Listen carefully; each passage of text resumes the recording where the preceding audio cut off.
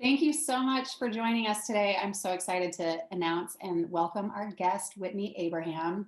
Let me tell you a little bit about Whitney before we dive in. So, Whitney is changing the face of the online business category for women as the sought after business and confidence coach for female entrepreneurs that run their businesses online. In just 2 years, she built a $500,000 business, coaching business, from her living room while raising two toddlers. Whitney's expertise revolves around building confidence, um, sales strategies, leveraging the internet to scale businesses. She works with hundreds of female business owners. And through this work, she has found that a lack of confidence is what keeps most women from hitting six figures in their business, which actually only 18% of female founders have hit. Named the Confidence Coach to Watch in 2020 by Yahoo Finance, she's committed to changing the number of women making significant income on their terms, doing their purpose work. Whitney, welcome to The Key. It's like hearing it back is a test of confidence for every person, even the most confident. I love it. You got to hear it, Keep right? You got to having me. hear it. Mhm. Thank you so much for joining us. Really appreciate it. It's been quite a year, huh? We're almost at the end of 2020. I know it's probably feels like more than just 1 year, but here we are. You And know, obviously, one full of challenges, right? it's been insane. I honestly think that there are half of the people who are like, I don't really want 2021 to come because I can't even handle another year of this. And I think half of the other people are just like wishing the rest of the year away. So it is what it is, but we shall hopefully get our minds right for the upcoming year together. Absolutely. And thank you so much. Because honestly, that's what hopefully you can share with us is, advice on, first of all, how can we finish? We've still got, a month left. How can we finish the year strong? You know, again, we've been dealt this sandwich. We've been dealt the sandwich. The meat was not what we requested. The bread's a little bit stale. Things are not going the way we want them to go. However, we're in control of so much. You guys are in control of our attitudes, we're in control of our words, and we're in control of our actions. And quite frankly, that is all that we need to be in control of in order to finish this year strong. So, one of the main things that I would tell you to do if you're trying to figure out how to finish 2020 on the upswing is to just commit to finishing it strong, right? It's the intention and the decision to finish strong with a great attitude that's going to get you there. Allow the past to be the past. Yes, all this happened. Yes, this was hard. You're absolutely allowed to feel what you feel. But if you have desires to feel better, then choose to feel better. Yeah, love that. I love that. What like tactical things do you think that we could start doing today? I mean, so obviously tell ourselves just do it, like just commit to it. But to set ourselves up for a great 2021, I mean, I'm not one for resolutions. I don't know. It irritates me that people only think about that in January. But what do you think that we could start doing, little things that we could start doing today to set ourselves up to hit 2021 in a positive stride? I think one of the really difficult things about resolutions when you talk about this is that like we choose some arbitrary date by which things will be better. It's like circumstantial happiness. Like I'll be happy when I achieve XYZ. I'll start this thing on Monday. I'll start this thing in 2021. The problem with that is that we're delaying the thing that it takes us to get there, which is the action, right? So we're putting it off for tomorrow and saying, I'll worry about this another day. When this thing comes along, I will choose to make this a priority for me. The problem with that is that you never really get into the rhythm of saying, this is important to me. And so right this very minute, I'm going to choose it. Yeah. And so if you want to finish 2020 strong, whenever something comes to your mind that you think, oh my gosh, I really should make this a priority, make it a priority right that minute. If you had enough like mental energy going to it where it was bothering you, surely you can drop what you're doing and make it a priority right that minute. Yeah, I love that. And if it isn't, like let's say that doesn't happen, I mean, do we just be honest with ourselves? Like maybe that's not the priority? I think that's such an important part of the puzzle because, quite frankly, there are all of these things that should be important. Yeah. And we'll talk about this too, I'm sure, ad nauseum, but we as women are literally inundated with a barrage of things that ought to be a priority for someone. And we end up picking up the brunt of executing all of those things. And quite frankly, a lot of those things that come to us are not necessarily a priority or not necessarily important to us. So, one of the biggest things you can ask yourself is this important to me right now? Is this going to change my happiness? Is this going to change the happiness and the harmony of my family? Is this going to change the trajectory of my business? These are the reasons why we make decisions a priority, not just because it's looming over us, right? Yeah, right. Being able to triage, I think too, I kind of agree with you on the resolution front. Like, what is it about the new year that makes it so that it's the time to do new things, right? Like every 5 minutes of your life could be the new year if you just simply decided to make it so. Yeah, it's so, I mean, I feel like during this year I've been able to, I mean, we had the gift of time in a way, it's like all of a sudden I had this space. It's like, well, what do we do with that space? And I feel like I finally was able to start reading a little bit more. Obviously, when you're juggling kids, it's sort of hard to find that quiet space to absorb some learnings. But that was the big takeaway for me is like, nobody's going to tell you like, oh, this is the time, like do it right now. I mean, especially I feel like as grownups, like maybe we had that as kids because you were sort of on this like cadence of school and semesters and you just sort of knew, but like as a grown up, like nobody tells you. So it was refreshing actually to hear some content this year, you being one of them, that it's like you just start doing it. Mm. And you know what's so funny? I make jokes about this all the time because I work mainly with entrepreneurs who run their business and they get into entrepreneurship because they don't want a boss, but then they realize they really need a boss in order to get the things done that need to get done. And it's the same principle here. Like we all kind of need a mother. We all need somebody to be like, and now we're doing this and now you're doing that. Because quite frankly, there are so many decisions that we have to make that we get overwhelmed and we kind of crash. And so for me personally, I love to plan ahead. I love to make sure that whenever my week is coming at me, I know exactly what needs to be done each day of the week. There's not like a moment of my calendar that's not organized and planned out. And I know how type A and annoying that sounds, but it's changed my life because it's limited the number of inconsequential decisions that I have to make so that I have the brain power and the mental energy to make the really big, important decisions. Yeah, I mean, and I know you and I were talking about this. It's like if you're really good about doing that, and I need to get better at this. So, and maybe some other people listening to this too can kind of feel that. It's like you have the intention to follow your calendar, but you sort of let things slide or something's not on there. But in looking at preparing, because this is something I'm really striving to do and not really waiting till January, like get it on the calendar now for next year, is it allows you the freedom to then like do what you really are wanting to do instead of feeling the weight of, oh my gosh, I don't know when I'm doing that or when that's going to happen. Or you get in the thick of your job of what you're doing and you forget that. And then you're 3 months down the road and it's like, oh, how did that not happen? It's like, well, it wasn't on my calendar. So I want to become that calendar girl. Oh my God, I love being the calendar girl. I know it's so nerdy, but it literally changes my life. And one of the biggest things too, like, I don't know about you, but as a woman, as a mom, as a business owner, like at 11 p.m., before I started to really organize my life, it would be like I would almost fall asleep and then something would jolt me out of my sleep because I forgot that one thing. And so if I didn't write it down somewhere, I knew I'd forget it again. And it really made me anxious and frustrated that I was like always dropping balls or that I never really seemed to be able to get it all done. And so by me being really, really diligent about keeping track of all the things that need to get done and by putting them all on the calendar, like once a week, I have a sit down with myself and I look at my to-do list and I look at my calendar of meetings and all the things that are on my physical to-do list end up slotted with the time on my calendar. So that way I know I don't have to have anxiety about what's getting done because I have physically carved out time for this. So I know there's always time for the things that have to get done and I can relax a little bit and not be so paranoid that I'm always forgetting things. I love that. It's like a little bit of preparation and then you can execute and not be so anxious. I mean, I love that. Just lets you be more present in what you're doing. Love it. And I would say even too, once a week, like a full sit down of like, these are all the things that have to get done this week. But even like at 8 p.m. after I put my kiddos to bed, it's just a quick 10-minute look at the calendar for the next day. What are the big things that have to happen tomorrow that I need to be mentally prepared for so that whenever tomorrow comes, I know exactly what I'm executing on. And some of those decisions again are removed for me because my mind's already in the right place, right? That's how we finish Yeah. strong. That's awesome. That's so good. Well, let me ask you, because this sort of, you're tapping into a little bit of maybe what some of your routines are. Mhm. So 8 o'clock, you do kind of a refresh, maybe 10 minutes to prepare for what you know is coming tomorrow.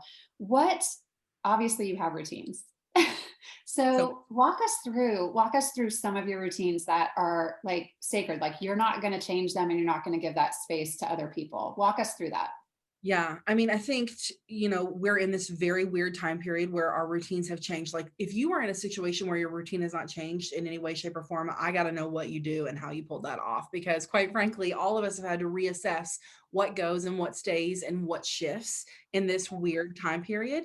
But for me, it's all about the time period of when it shifts, not the cutting of important things from my list. So, here's what I'm noticing a trend in women, especially the women that I work with right now, because of the volume of things that have to happen and because our world has been turned upside down, women are cutting out things that are just for them because they feel like there's so much that has to get done. And the easiest thing for me to get rid of is the thing that doesn't impact anyone else. So the things that fall off of their list are exercise, meditation, prayer, if that's something that you do, solitude time, reading, self care, whatever those things are, those things have fallen off of the to do list for women.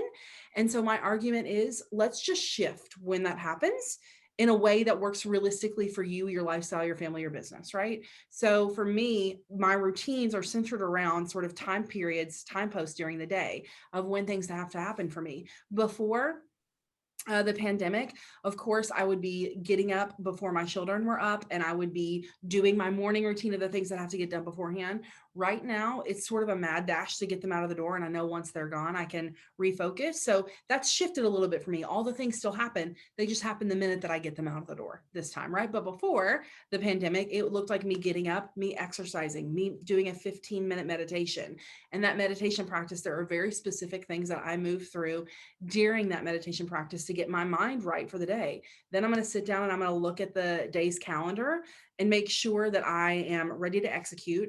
I do not check DMs. I do not check emails. I do not check any of that kind of stuff before like 10 a.m. Okay. None of that stuff happens before 10 a.m. because I need to be showing up my best early in the morning, getting all those really important things that make me a well functioning human being before I go into my work, right? So that's one of the routines that I do. I also do a midday meditation break in between the way that I organize my daily schedule is that I do all of my really great focus work and writing and intention work in the morning. So a lot of content creation and things like that happen in the morning. And then I take my client calls in the afternoon. So you can tell that's a pretty big hat shift from one thing to another.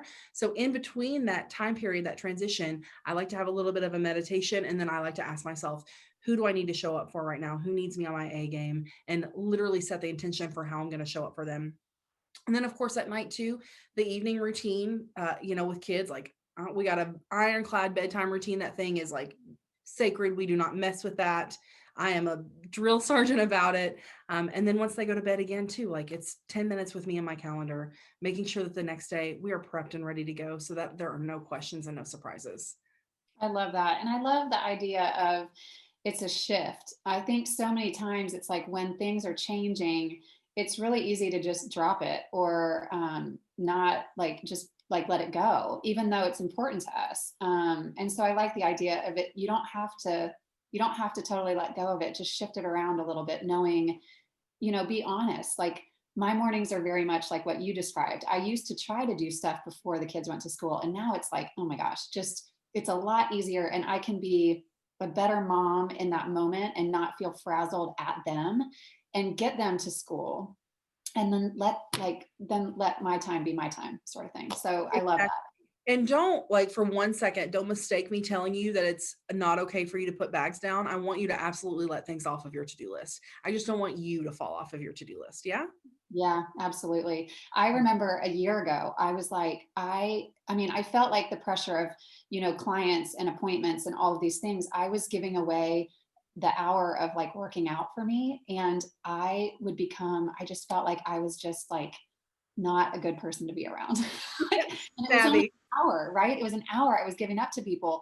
And I thought at the time, like, okay, this is better because it's business, or, I need to focus on this. And I quickly realized, like, no way, like, I need that reset. So like what you're saying, even if that's a 15-minute reset, it doesn't even have to feel like a whole hour, but giving yourself that, I feel like it's the freedom to say, yes, this is my time, and this is important for me to be able to finish, the rest of the day with clients and all of that, and be sharp, not be like annoyed. And that's the thing, like when you show up as your frustrated, deprived version of you, nobody benefits from that. Nobody gets the best of you then. And so by taking just a little bit of time to make sure that your basic needs are met, you show up your best for other people. And that's why you're doing it. That's called necessity. It's really important for every person in the world to have deep necessity. When your feet hit the floor, who needs me on my A game today? And what do I need to do to make sure that I can bring my A game? Which so much of that is take care of yourself. Take care of yourself. Yeah, love it. I love it, love it, love it. Mhm. Okay, let me ask you.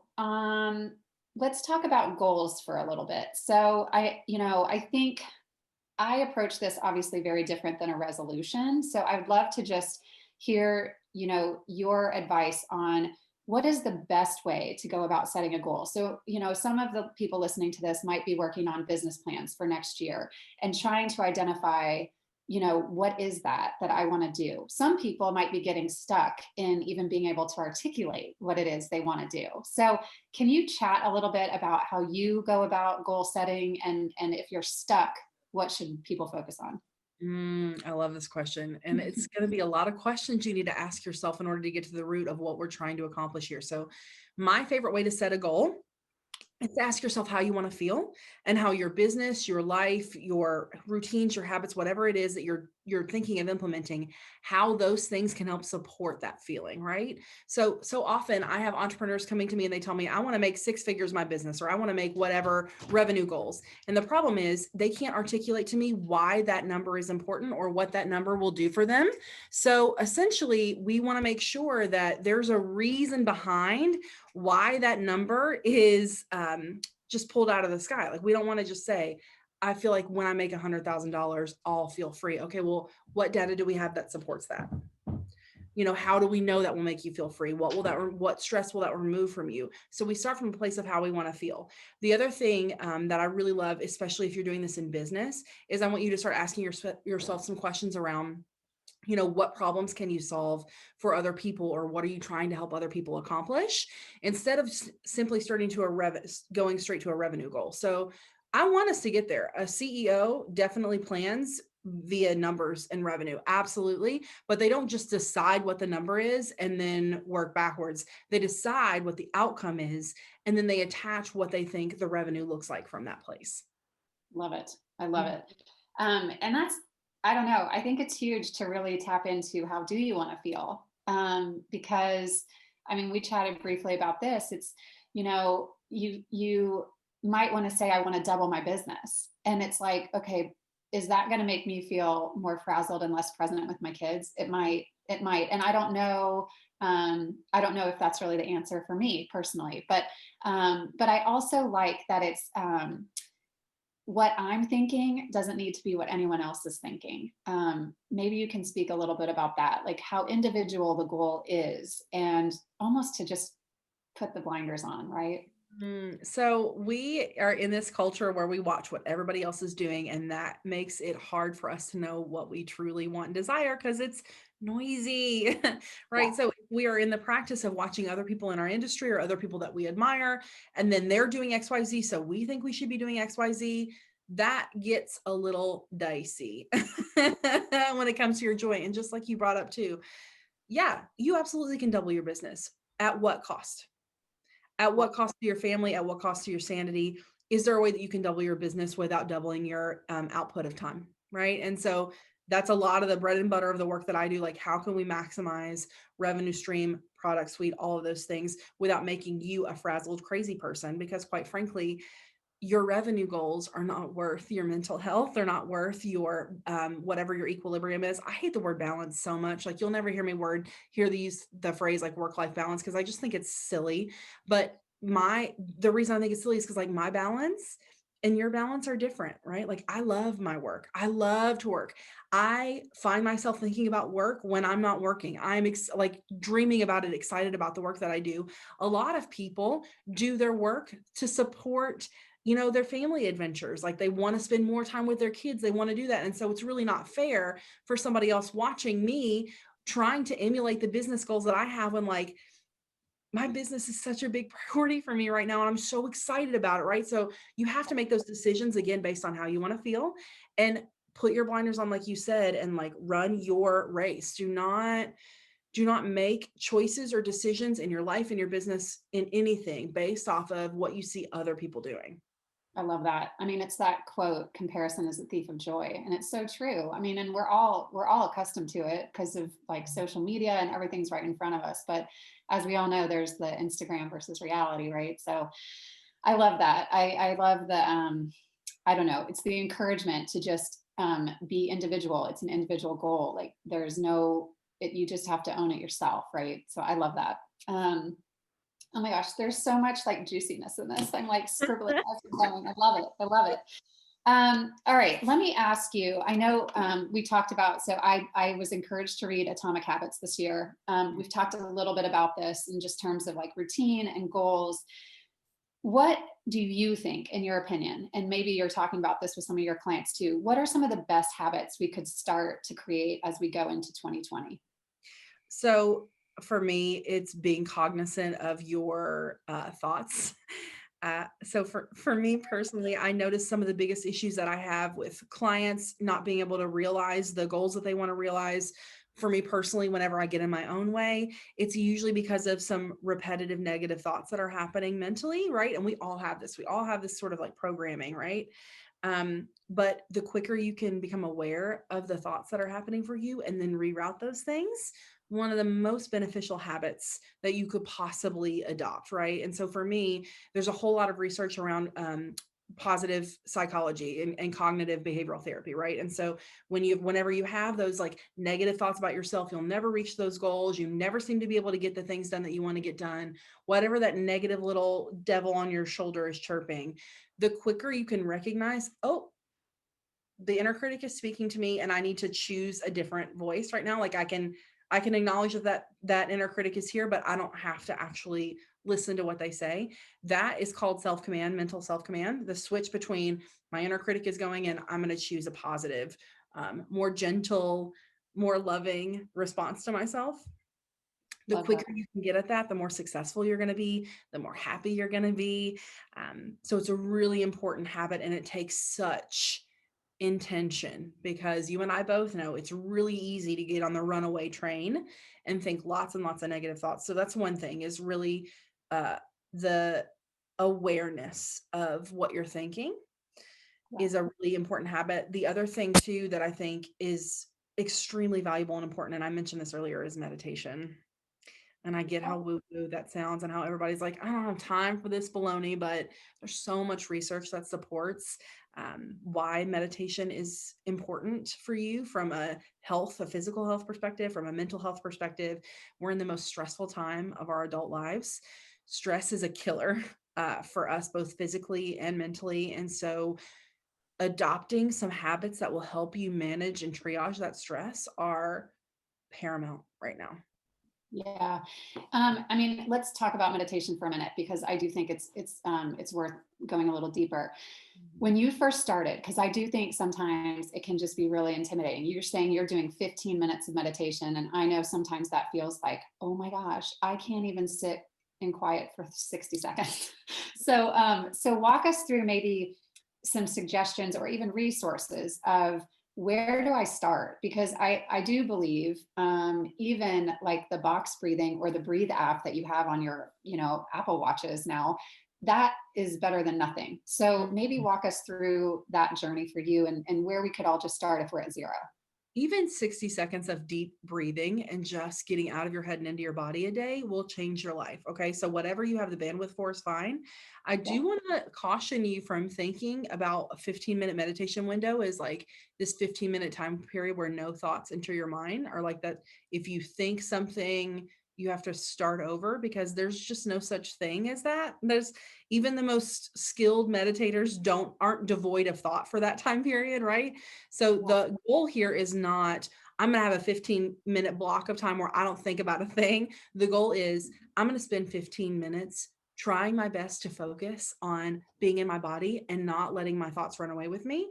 So, a resource that I think is really valuable for you that you guys should all look into. Her name is Emily Fletcher. She created Ziva International, ZIVA.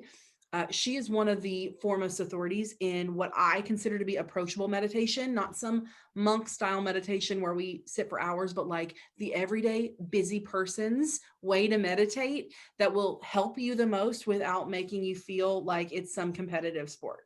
Okay.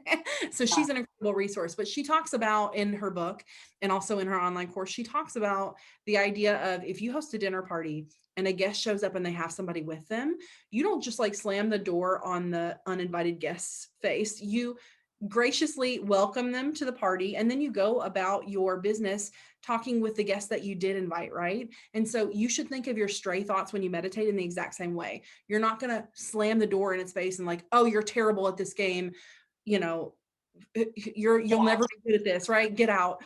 You just say, oh, nice to see you, I recognize you, I'm going to get back to my like thing that I'm focusing on, which is letting go of all of these thoughts. One other thing that might be really helpful for you is having a mantra word while you meditate, just like a word that you can kind of mentally either chant or focus on as you are doing it. And I like it to be a word that feels indicative of what you're trying to accomplish with your meditation. So I'll give you my word in case you want to try it out for yourself. My word is release.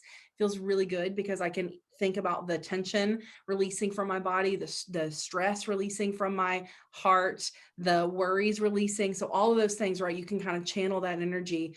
Of course, you can use apps. Of course, you can use any of those resources available to you, but you don't need a thing to be able to meditate. All you need to do is to be able to sit down, breathe deeply, and start to focus on the way that your body feels instead of all of the noise that's happening in your head. That's it. I love it. I love it. And Mm. it is, it's noisy. I think this year it's been really noisy. So I think if we can get through that, I mean, why not try to carve a little space out for us to feel, and that's a great word. I think release is like exactly what you're trying to do. So I love I've it. tried lots of other words, but I always come home to that one. It just feels the most helpful to me. And quite frankly, that's why we're doing this because we want to feel better and we want to feel less stress. We want to feel, you know, peace and calm and not like we're going to pop off at our children every third minute, right? So that's what helps me, but find whatever feels comfortable and helpful to you and try that. And nobody has to know it. No one's going to hear it. So Yeah, yeah, exactly. Again, blinders, yeah. blinders. And who cares? Um, I know, I know. All right, let me ask you, what advice do you have to, I mean, so here we are, still charting through this pandemic and we're nearing the end of the year. And I know some people listening to this might just be exhausted, like just worn out, be it it's work or it's kids or it's all of that and the pandemic and, fear and worry and all these things. What advice do you have for anyone out there feeling really exhausted right now? Of course you feel exhausted. Of course you feel um, torn in a million different directions. Of course you feel like you're showing up half best in all the arenas of your life. We were not created to withstand this volume of stress and pressure. We were not created to be this many things to this many people. Okay. And so the way that you're going to start to sort of unravel some of that is to just accept that you can't be all things to all people and choose who you're going to be in that very moment, right? So for me, we talked a little bit about setting intention whenever I'm shifting from one big thing to the next, but you can do that minute to minute, you guys. Like if you are in a situation where you're working on your business and your kids come in and they need you, surely you can close your eyes for 3 seconds and ask yourself, how do I need to show up for them right now? Right. And Yeah. then you can respond from a place of intention as opposed to snapping at them immediately. Right. And so it's hard to remember that in the moment, of course, because things are coming at us quickly, but it will help you at the end of the day when you put your head on the pillow feel a little bit better about the way that you handled all of the things that are flying at you. Um, you got to let go of this expectation that you're going to nail every single part of your life. And the quicker you can do that, the quicker you can start to be happy with where you are, as opposed to just feeling like you are scraping by and barely helping anyone, helping your clients, helping your family, any of them. Yeah. We were laughing about. I mean, now I can laugh, but in the thick of it for me this summer, I literally had like the 2x4 from my friends, and I'm so thankful for them, and I'm thankful for them saying something to me. But we were just enjoying a dinner outside, and I'm like, this is turning into an intervention for Kim because I was trying to do all things, and I wasn't. I wasn't surviving that. It was definitely not something sustainable. And so it was just the light bulb moment of what do I need? Like, what is it that I need? And um, not expecting like anyone to be able to read my mind in that, right? So we figured something out, and I was able to get some help with my children. But I just had to kind of take a minute to figure out what is it that I needed, and then it all can come together. But it's just funny how sometimes you just need that, you know. And that's the thing too, like we as women feel guilty asking for what we need in the way of support, right? And what you're saying here is like, it didn't even occur to you that you could ask for help. Your immediate thought process was, everything is coming down on me right now, so I just have to show up bigger. Everyone needs me, so I just have to show up for everyone for whatever this time period is. You're allowed to ask for support and help from the people around you. It's not just your life we're talking about here. Other people are parties in this life, and they all benefit from you showing up from them. So you have to learn how to be vocal, be a big girl, and ask for the things that you need. And that way you are happier. And it's like with your partner, whether it's a business partner or your spouse, like they want to support you, but they, like you said, they can't read your mind. So you have to learn how to use your big girl voice and say, it would be really helpful if. Yeah. I mean, it's awesome. It's awesome. That's definitely something for me. It's on the plate every time I have to reset. It's like there's no medal in doing it all by myself. It's actually miserable. And I think you know how good it feels when you can help someone else. It's like, why am I not allowing that space? Right. So I think it was a huge lesson for me this summer. And actually, it really helped. I think just again, the shift. It doesn't mean that anything, it's not like earth shattering. It was just like a tiny shift that allowed you to just kind of keep going with energy and with enthusiasm versus just feeling the weight and, feeling like you're just getting buried all the time. So, Mhm. all right, girl, I'm excited to talk about this. Yeah. We need to get into the capturing your confidence. You are such a guru in this. And I encourage you guys to read up on Whitney and her writings and her blogs and her videos because this is just a thread. I mean, you can see it. It's like exuding from you. But let's get into happiness and success. I want to kind of understand from you, how do you define this? How do you go after this? And what advice do you have for us to figure out what that is? What is happiness and success? It's different for every single person. And I think, when you think about like reaching the end of your life, I want you to make sure that whenever you end this life and you're heading on to whatever awaits us, who knows, right? I want you to be able to ask yourself, like, did I show up in a way that felt like I was giving my all? Did I do the things that brought me true joy, right? And so this is why I'm a big believer in aligning your work with your purpose to make sure that so much of the way that your time is spent is going in the direction of the things that really matter and are important to you. But you can find happiness, you guys, in anything. You can find success in anything. It's an attitude, it's a mindset, in my personal opinion. So for me, if you're a stay-at-home mom and you are caring for little children and you might not be bringing in an income, but make no mistake about it, that is a job. That is a full-time job that requires so much fortitude, so much mental energy, and you are providing love and care for other people, right? So when you think about success, what is the end marker of being a successful stay-at-home mom to you? Is it that your children feel loved, seen, heard, taken care of? Yeah. Okay. If you run a business, what is success for you? Is it that you delivered transformational results to your clients? Is it that you showed up and you solved a problem for somebody that really needed your support? Is it that you were recognized as a thought leader in your industry? It's okay if it's that thing, but what is it that would make you feel happiness? Sidebar to this, if you don't know this about yourself, it would be really valuable for you to know what your motivation drivers are. The Enneagram is a really good tool for understanding this. So I know that as an Enneagram 3, success and recognition, really important to Whitney. I'm not proud of it, but I know it's important to me. It brings me joy. And so that is something that I put in my pocket as knowledge about me that helps me move forward and gain the kind of happiness and success that is unique to me. What is that thing for you? Yeah, I love that. I love that. We talked a little bit about the four tendencies, and I don't know if you could do like a high level for us, but Gretchen Rubin, I read her Happiness Project, such a great read.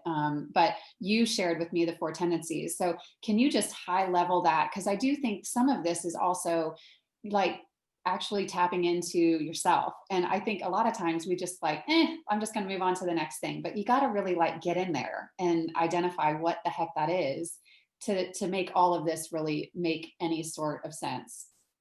I think people shy away. They think it's like navel gazing to like do all of this personal development work and to like know all these things about yourself, but you will never reach the pinnacle of success and joy and happiness if you don't know these things about yourself. And with Four Tendencies, what's really helpful about this quiz, and you guys, it's 11 questions.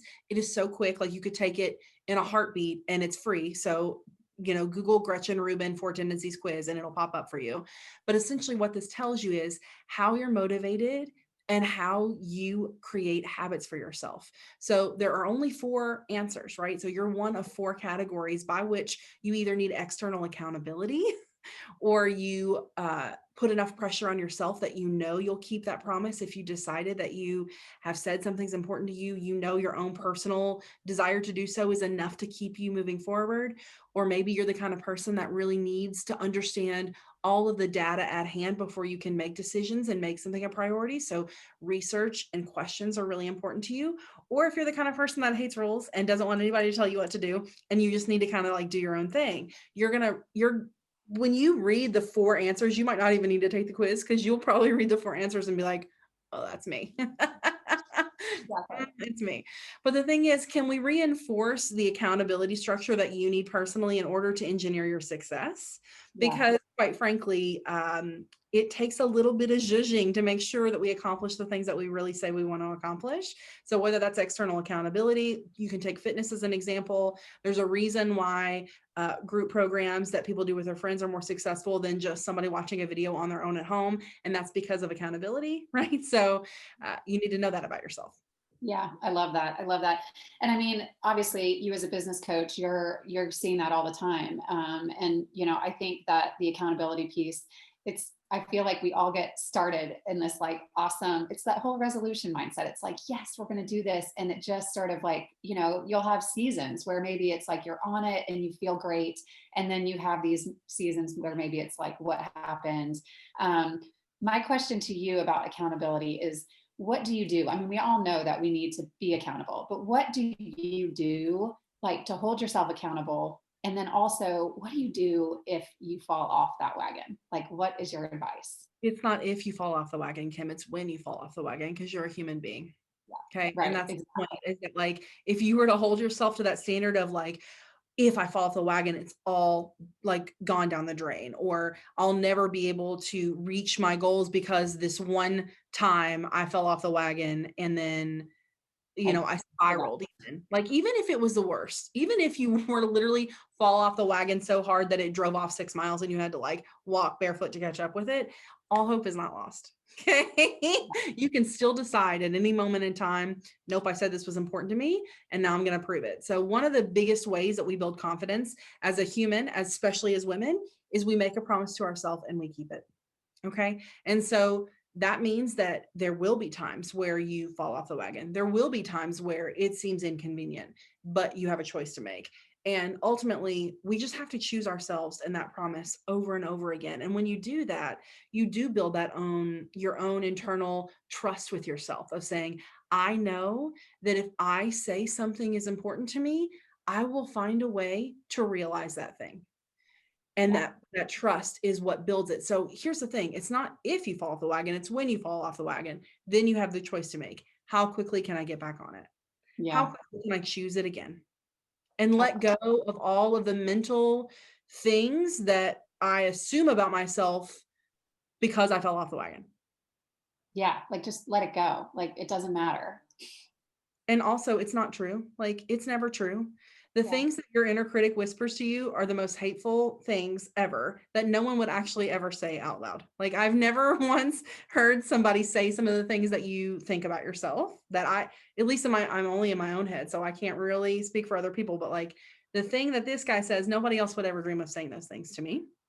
Yeah. It's so, And you're so right. recognizing that is like so important. And you'll see this play out too with your children. Like whenever your children say things in the heat of the moment when they're frustrated, like I'll never be smart enough for this, or I'll never get it. It's like you see your heart crumble in that moment. But that's such a teachable moment, because that is real time them learning how to process those really big feelings and how to choose themselves gently, kindly, with determination if necessary, over and over again. Yeah. Oh my gosh. I love that. There is so much. I feel like I have a whole page of like notes here, and I just appreciate all the nuggets of wisdom. You are a gem, you are a light, and I hope that you know that. And I'm so thankful to have connected with you and crossed paths. So, in closing, I do have a question for you because we have something in common. There is a song that you wrote a blog post about, and my youngest, I feel like it gets me emotional every time, but my youngest is obsessed with this song and he knows every word. And it's A Million Little Dreams from The Greatest Showman. And I would love for you to just share why that song is so important to you, what that means to you, and just sort of leave us with the message of how that speaks to you. I think it's just, you look back on your life and all the things that have happened, all the things that could have kept you from being who you wanted to be. And it's always a choice. I'm going to get emotional too. It's always a choice. And for when you become a mother, you watch these little people put together this package of who they are and what they want in the world, and the only person that keeps them from doing it is them. And when you can learn that the answer has always been you, your ability, your determination, your hope, your fight, um nothing is impossible to you anymore, right? And so I think it's just a really powerful message for mothers now that are stressed, or for children who are, their environment is strange and weird and they don't have the comfort that they used to have of a normal life. Like new normal is happening for them. All of these environmental circumstances, they're just noise, because the real journey is what's happening inside of here. And if you can align yourself with your highest vision of who you want to become, no dream is too unrealistic, no hope or desire is too absurd. And a lot of the women that come to me that I work with, they get so frustrated, almost like their dreams are a cruel test, almost like the things that they want are never really meant for them. It's like a cruel joke that they've been given this desire that they will never be able to realize. And my argument as a coach and as a woman who has accomplished so much more than I thought was possible in my career and in my lifetime is that that dream on your heart is not a joke. It's not some cruel test. It's there because it's yours, and it's your job to go after it with courage and with bravery. And God, there are a million little things that you could become, and you will become it if you choose it. You choose it with your attitude and with your actions and your words. um, and who knows what that might manifest into, what it might actually look like at the end of the day. I would never have pictured that my business or my life would look the way that it looks today, but it's 10 times greater. And the point is, if you can just learn to trust yourself and trust those desires and the things that you want, and follow those things with gusto and with excitement and with confidence, it will be so much greater.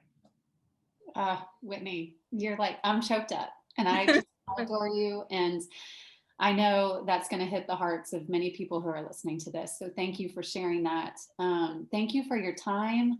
Time is so precious. I know that. And I'm I'm really honored to have been able to share this, conversation with you and share it with other people, because I just know there are several nuggets of light in here for people that just need to see it. So I appreciate it. Joy. Let me Yes. let me ask you, where can people connect with you? Where can we find you? The party is on Instagram for Whitney. So if you want to come and hang out in the Instagram stories, that's usually where a lot of stuff is happening.